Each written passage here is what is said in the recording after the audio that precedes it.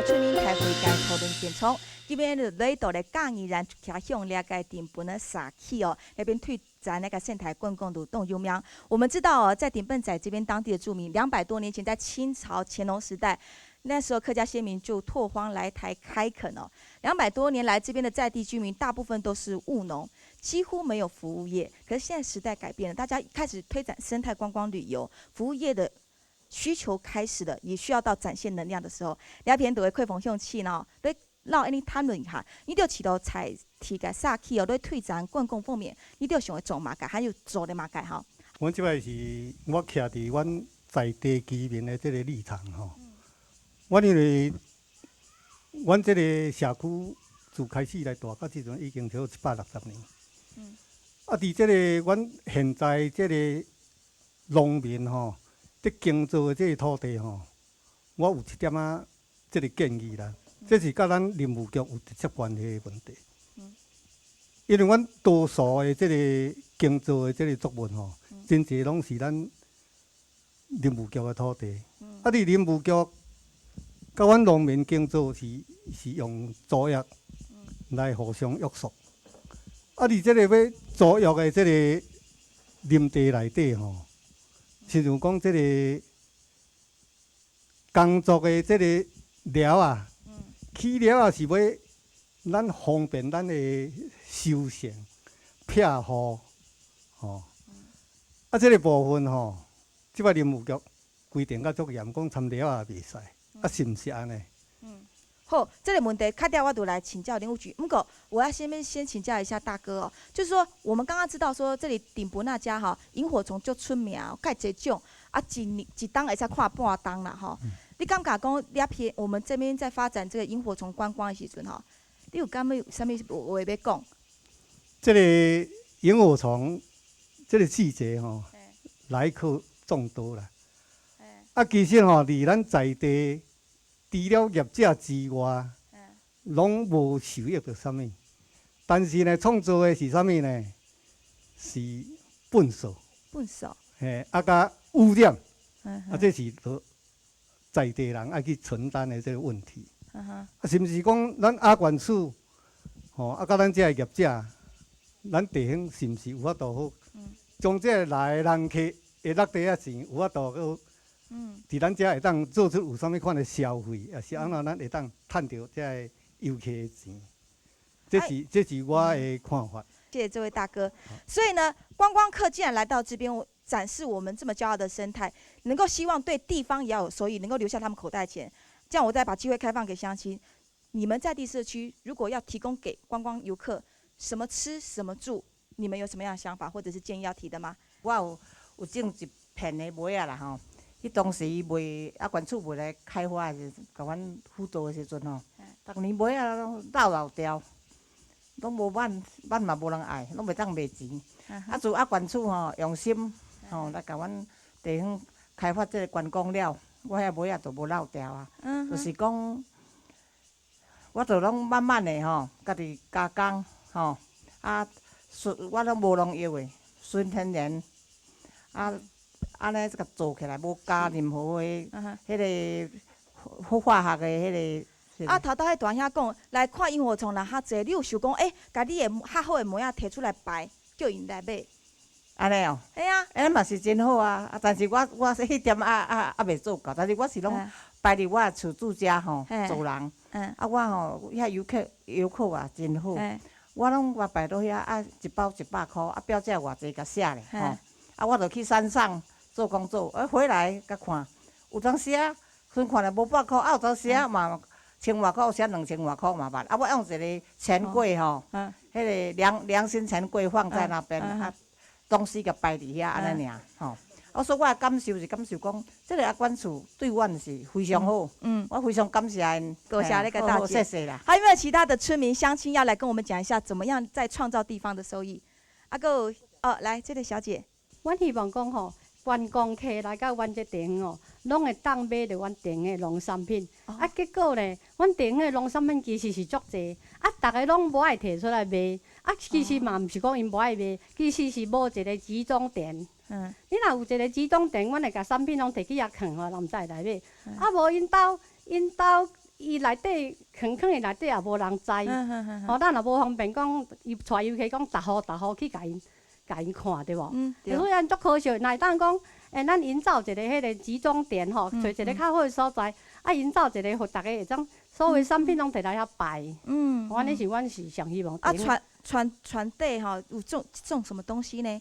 阮遮有，就是足济，就是像阮的石瓜笋，像阮的茶米，拢高山茶，拢足好的茶米，像阮的梅啊，像阮的夏季蔬菜，拢是上好的，拢是阮山顶做，阮的山顶的气候好，水质好，所以种出来物件拢是非常好。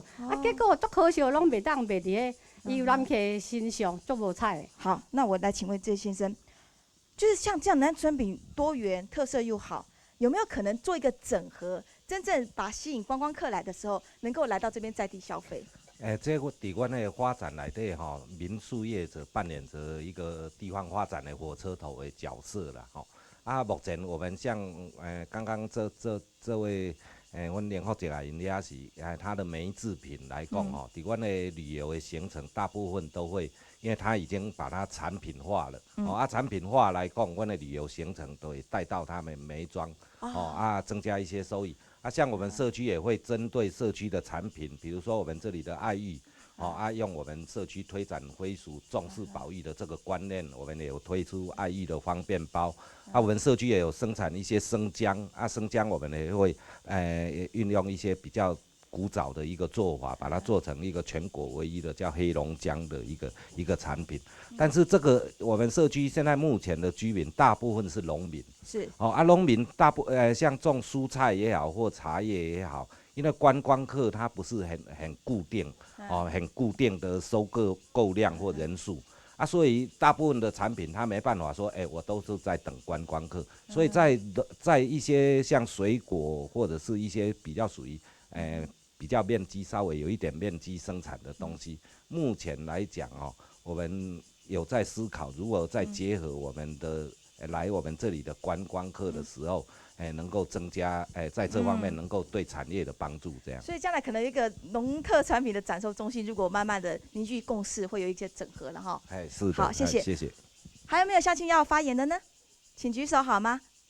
好，这位先生。我希望讲，在咱的农业方面呢，会当结合观光产业，所谓的休闲农业咱只要一个大宗的农作迄款作物，迄款的高粱蔬菜，这可能较少人知。咱高粱蔬菜呢，生产的上重要点，因为阮务农，但阮生产高粱蔬菜，阮嘛遵迄款的尽量迄款的维护生态，咱尽量少用药，少用迄款肥料，咱的虽然大家食出健康，嘛会有这水源的污染，我希望讲咱的观光产业能结合我们的迄款的农作物所需的产业，来看阮遮产业是迄款的大当闽豆，还佫迄款的甜椒，还有牛番茄，好山好水好人情所种植出来蔬菜上好上赞。希望讲咱观咱来遮来遮看文化迄款的迄款的生态主义之外咧，来参访咱的农产品。谢谢。是，好，谢谢这位乡亲。何博士，我知道您的专项特长除了在研究生物之外，对这个生态旅游或在休闲游憩这一块也有颇有心得。刚刚有谈到说一些总量管制的问题，总量管制我们怎么样来做会比较好？那我们这边道路面积有多少平方公尺？那我们这边停车场有多少平方公尺？我们这边的民宿居民有多少？还有我们这边露营地大概有多少面积？这些东西其实都是我们总量管制的一个最基本的一个基本数据。那我们社区可以先建立起来，那我们才能去评估说，这边的人到底，那这边的游客其实来这边住宿的是一部分，那还有一些是纯粹来这边看萤火虫，看完就离开的。那这些人可能就不会在这边来那个。那我是觉得，如果我们这边有一个比如说展农产品展售中心，或者是一个贩卖处，有社区发展协会来大家共同经营，在赏萤季节里面。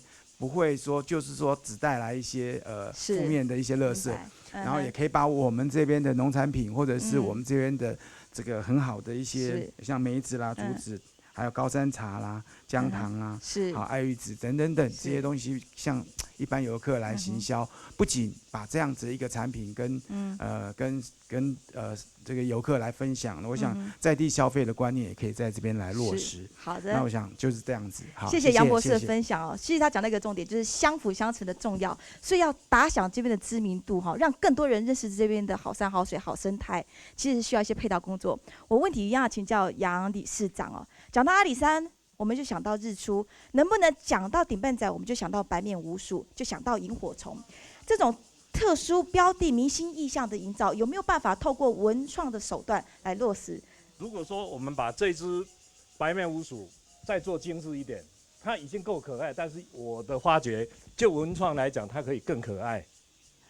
那更可爱，如果我把它缩小，放到我这个包包的时候，如果这个包包变成白面鼯鼠的话，也就是讲，白面鼯鼠应该是变成一个社区的 know how。那我刚刚有提到跟嘎达米亚共轨的工，我们是不是可以不要去看白面鼯鼠啊？但是就社区目前来讲是一个可以利用的手段，但是我们的目的呢，就是生计嘛，就是生计生产东西嘛。那如果白面鼯鼠这一只可以变成白面鼯鼠，你莫看其他狗啊，简单，也当嘎镜头啊，也当做各种动作。这个细腻的操作的话，这个皮包比国际行销来讲，它是分成了大中小，还有一个旅行包。如果这里变成社区的物件的话，它可以怎么样？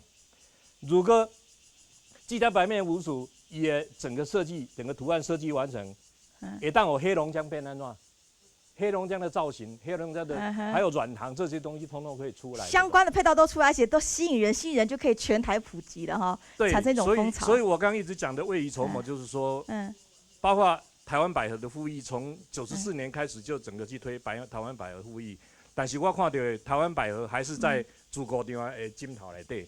台湾百合那些种苗还是在林后街的后边的苗圃内底，并没有推出来。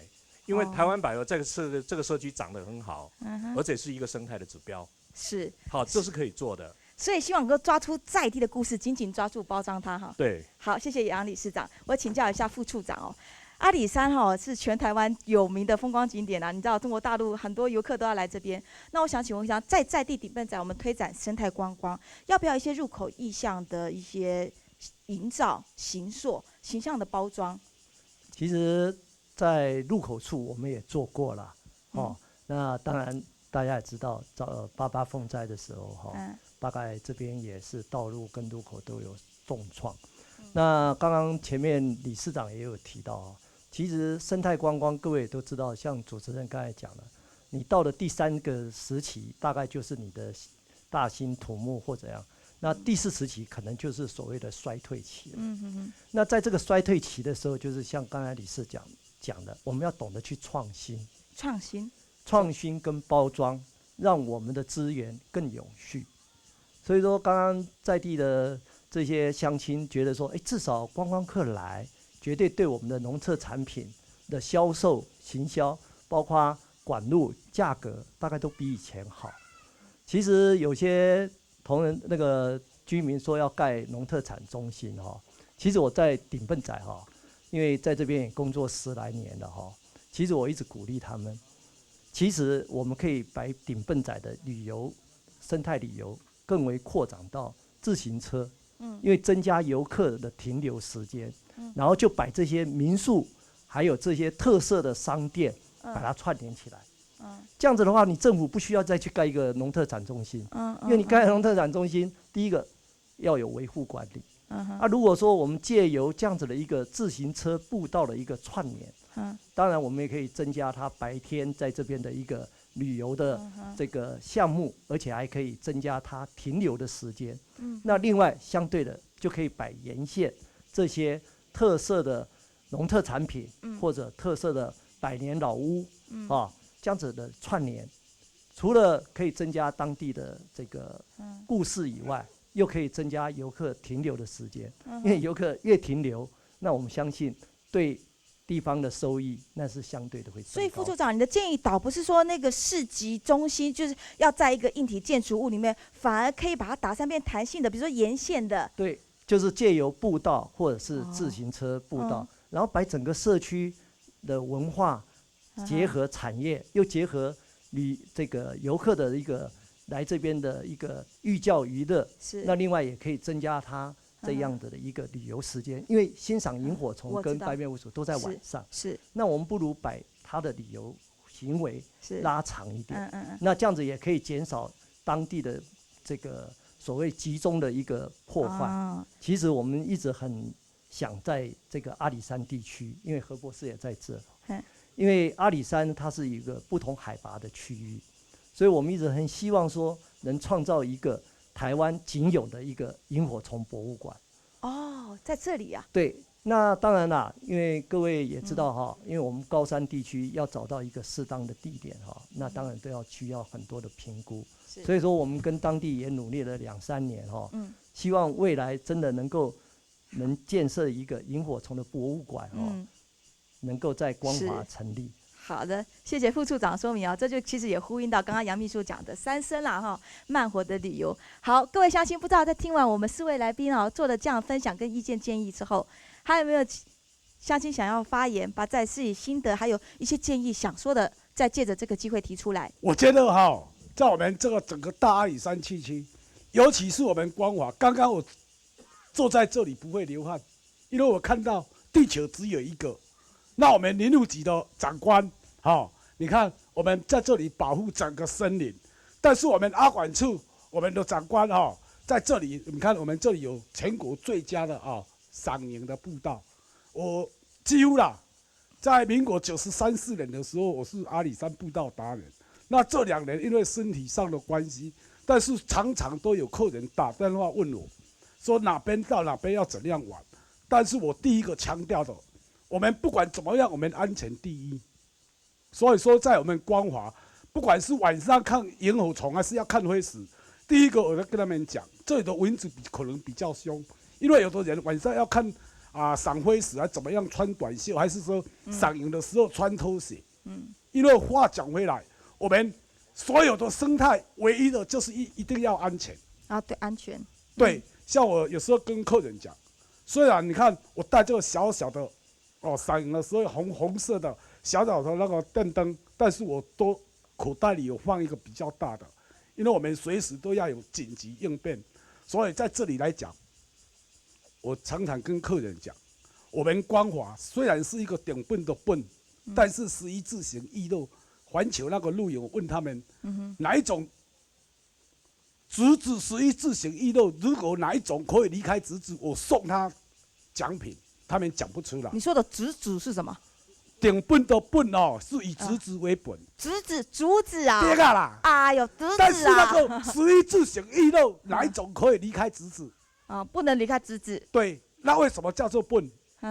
对，所以我们在这里我们并不会笨，因为我说你们知道之后离不开直子的话，就不叫做笨。是。所以我们整个光华来讲，我们并不一定要富裕，因为我们自己是上帝给我们的礼物。你看。水生、陆生，整个萤火虫，没错。你看那个原始林，整个灰石，我们只要不要去破坏，那我们很希望说客人来这里，我们把我们这里的生态啦，我们这里的一切都可以玩的跟客人分享，只有这样。谢谢这位先生，非常以当地的直子生感觉到骄傲。好，还有一位乡亲要来发言。我们社区的发展到目前。我还是很盼望、很期待有关单位帮我们常常办这个活动、教育活动。比如讲，可能树啦老师的巡礼啦画画比赛啦、摄影展比赛啦，一年四季，这不会破坏环境的了。你来比赛，来这休闲，做活动很重要，所以你教育性的。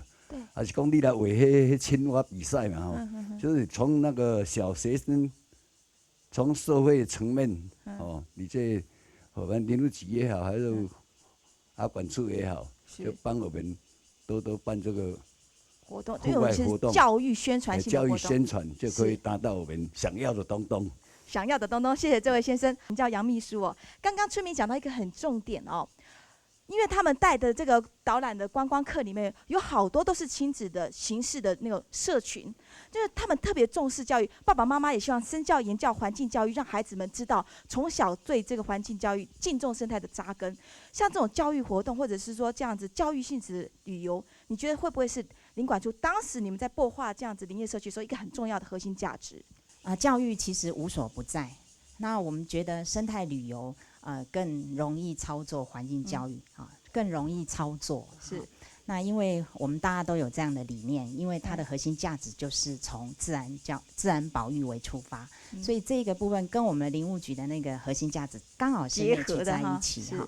那我们也期待说透过我们这样今天像这样的一个村民大会，从我们的这个认知开始，然后到我们大家想要了解的一个问题层面，到如何创新去发展。那未来我还是要在这里提醒，就是我们每一位人，包括我自己哈，就是我们在发展的已经发展了以后，那未来的这个透过教育去让我们这样的一个意识让透过这样的一个传达，然后把这样的对环境的友善态度能够传达出去，不只是在顶笨仔能够落实，也能够 copy 到台湾所有，甚至于全世界。谢谢林管处方面给我们的回应和做的结论。那这样结论的部分，我们也请杨理事长最后还有什么样贴心的提醒跟慎重的建议呢？我的建议就是讲，我比较注重于因为生态这方面我不懂，我是刚才知影讲人必须要跟自然共存共荣，但是较重要的是反省自己，咱的祖先是啥物，我是啥物人，是我甲环境的关系。如果你遮若拢理清楚，我相信大家拢有自信。可能大家嘛唔知影，朱国定因兜有民国元年、2年一堆经典的石版印刷书，老人家对生态的保育也很用心。满叔就是带领这个社区去开迄个面粉公路，以工代赈的开面粉公路，这个光荣的历史是这个东西并没有完整铺陈。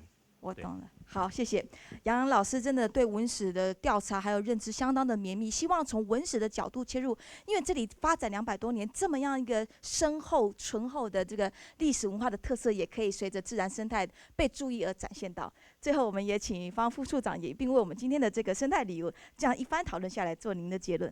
那我也希望说，在这个刘理事长的领导之下，持续的针对我们政府应该跟你们结合什么，然后地方要有什么共识，那我们随时都可以来互相沟通。因为我们管理处为了要结合这个区域的社区，我们一共有28个社区，我们每年都会定期的举办2次座谈会，希望大家利用那个时间，能够多多提出大家对地方的爱护的意见。谢谢。好，感谢来宾的回应结论。最后时间交给你了，何组长。好，主持人以一个学者的立场做2个呼吁啦哈。那第一个就是以政府的立场，我是要在政府的这个相关单位上面，我是觉得我们这边的这个发展的生态旅游发展的特色必须注意到一些绿建筑，然后低能减碳绿能的，还有垃圾减量路灯的光害等等，这些东西都是未来环保的趋势。